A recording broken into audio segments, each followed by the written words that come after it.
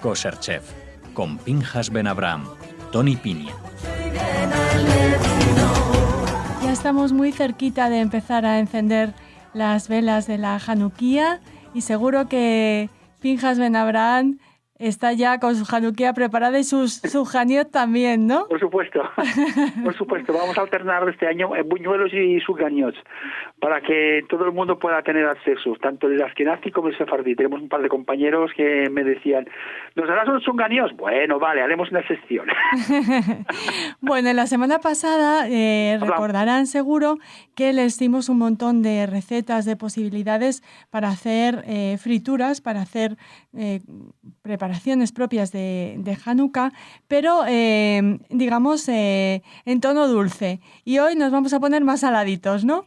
Sí, evidentemente, Raquel, como muy bien tú decías.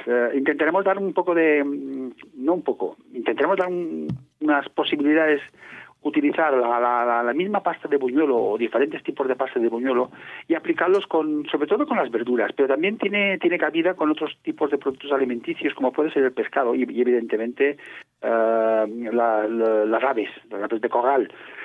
Vamos a ver, empezaremos con la parte no difícil, la más laboriosa o la más larga de tiempo de preparación. Es una masa de fermentación muy sencilla, por supuesto, que seguro que ya tenéis vosotros preparado lápiz o bolígrafo para tomar nota. Espera, les dejamos hacemos una pausa y les damos tiempo, por si acaso no están preparados. Listos ya. Genial.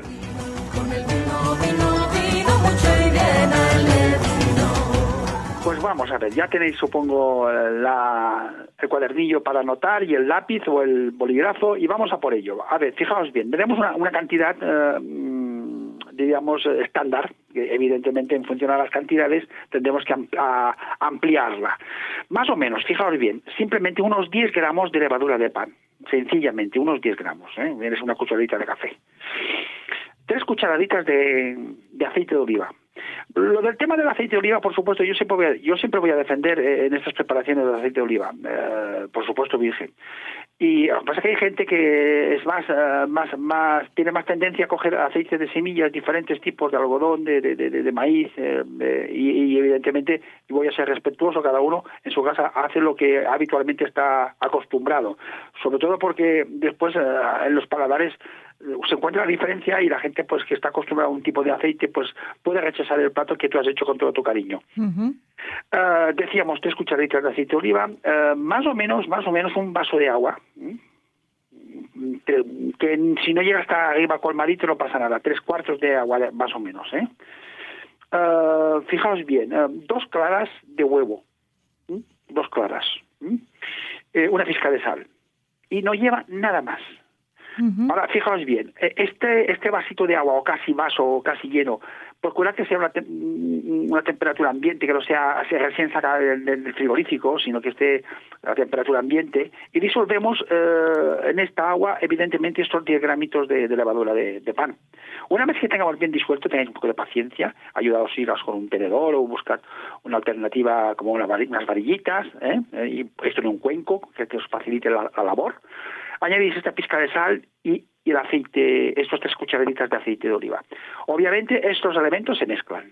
Me diréis, Tony, es que el aceite sube arriba y el agua queda abajo y difícilmente lo podemos mezclar. Pero bueno, el movimiento que sea constante. A partir de aquí cogemos harina floja y con un tamiz, vamos, que os ayude alguien, vais echando harina, tamizándola, y removiendo, como si estuviéramos haciendo, yo qué sé, pues un bizcochito. Uh-huh. Llegará un momento que veréis que esta mezcla cogerá una textura como si fuese una masa casi líquida, que sea untuosa. Es importante, no súper líquida ni súper fuerte como si fuese una masa de pan, buscaríamos un término medio y evidentemente al llegar a este punto tapamos con un papel, un lienzo o papel de film de este transparente y dejamos al lado de la cocina que vaya fermentando.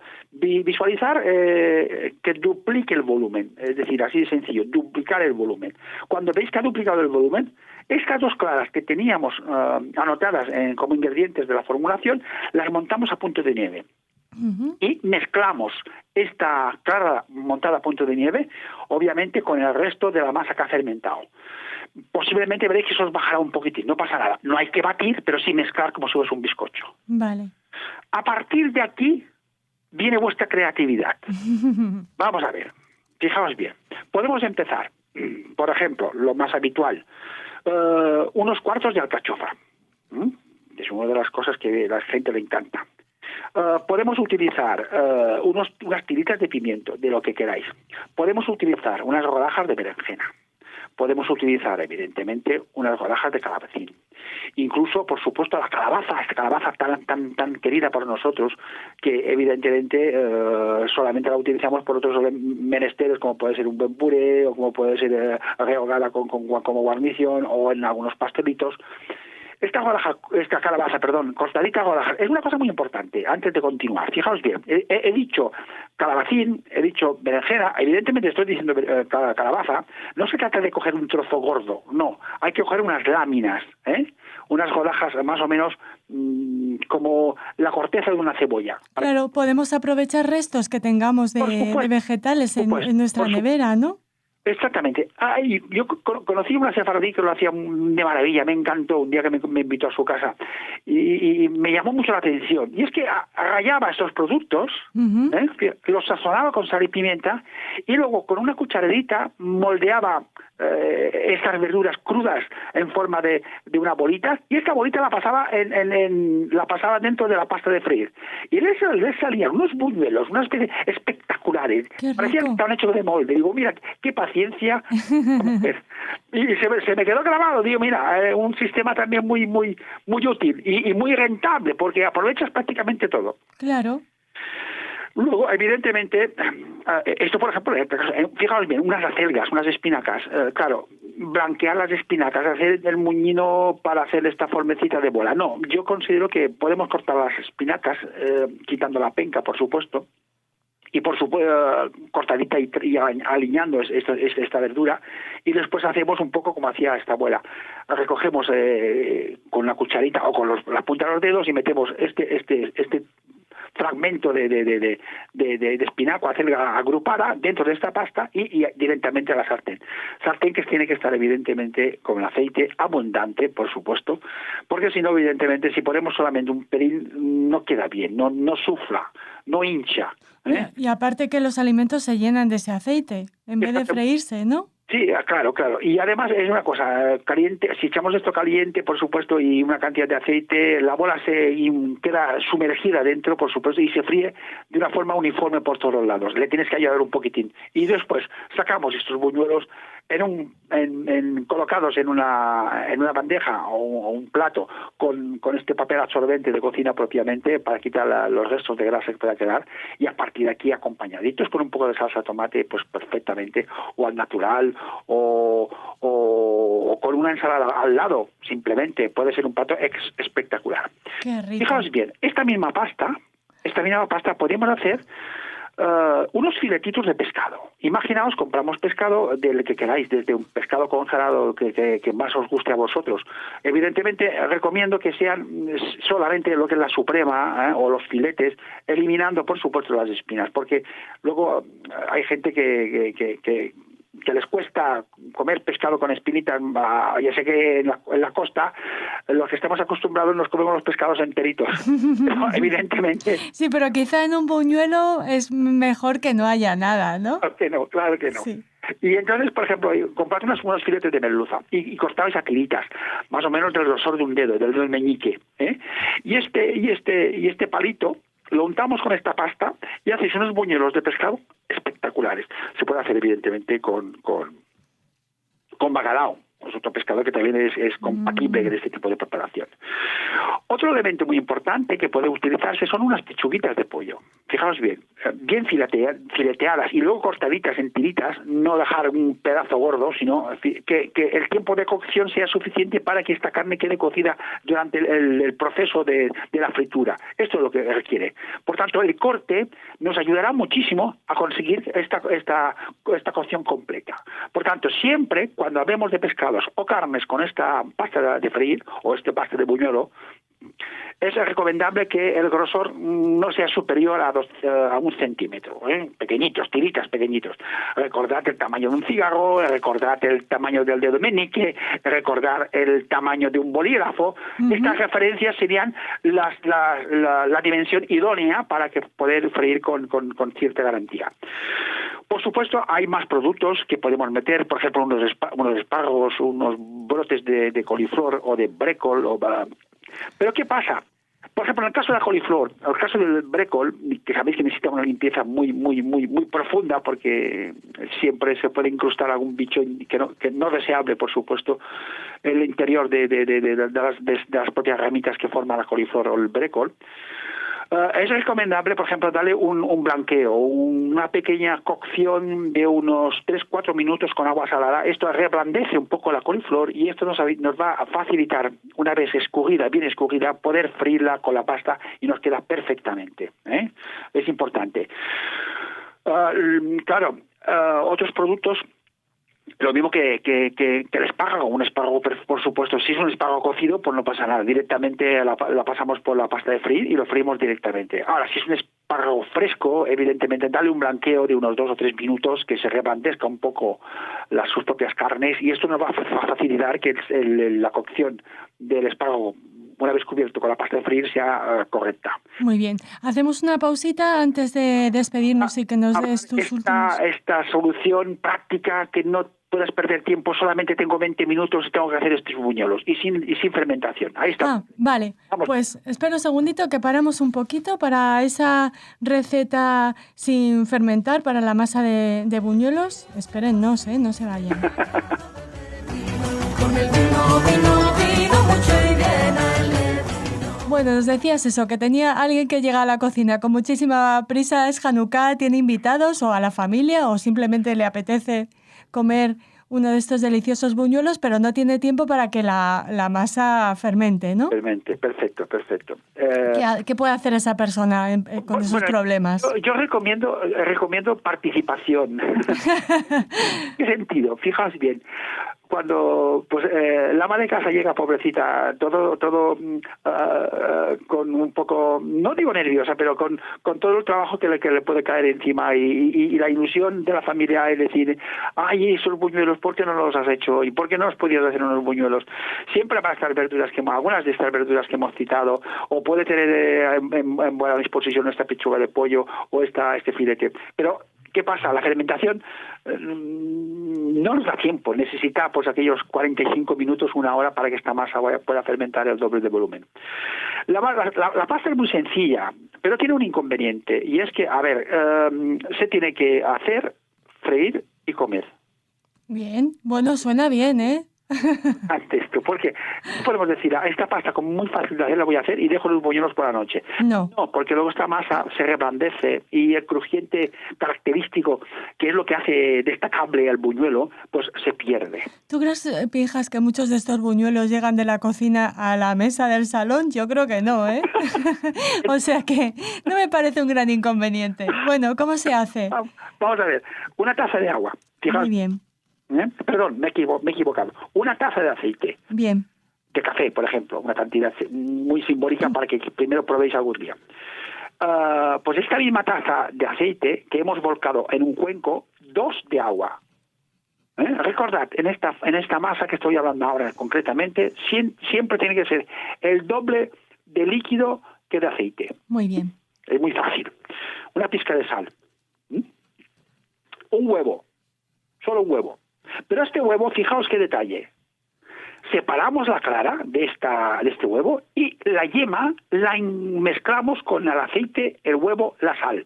Y con las varillas vamos mezclando. Fijaos que ya no hablamos de levadura. No hay levadura. Uh-huh. Mucha gente dice, ay, ¿podemos poner un poco de levadura en polvo? Bueno, sí, pero yo normalmente ya no la pongo.